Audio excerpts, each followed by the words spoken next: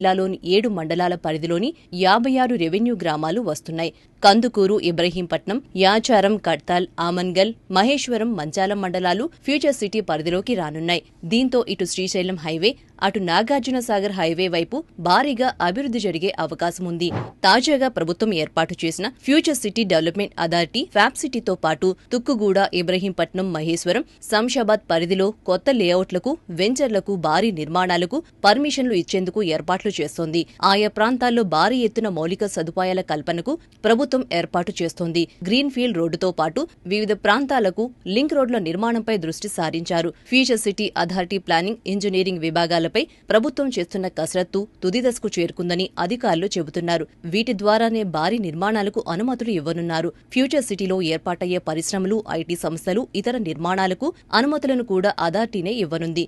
రాబోయే రోజుల్లో ఎఫ్సీడీఏ పరిధిలో హైరేజ్ భవనాలను నిర్మించే సంస్థలకు ఎక్కువ ప్రాధాన్యత ఇవ్వనున్నారు.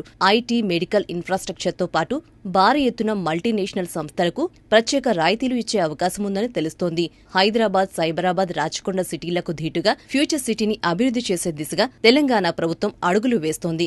ఫ్యూచర్ సిటీ నిర్మాణంతో అక్కడ రియల్ ఎస్టేట్ రంగం క్రమంగా పుంజుకుంటోంది. జాతీయ, అంతర్జాతీయ సంస్థలు తమ కార్యాలయాలను ఏర్పాటు చేస్తుండటంతో భూముల ధరలు పెరుగుతున్నాయి. ఇప్పటికే ఇక్కడ ఎకరం 1.5 కోట్ల నుంచి 3 కోట్ల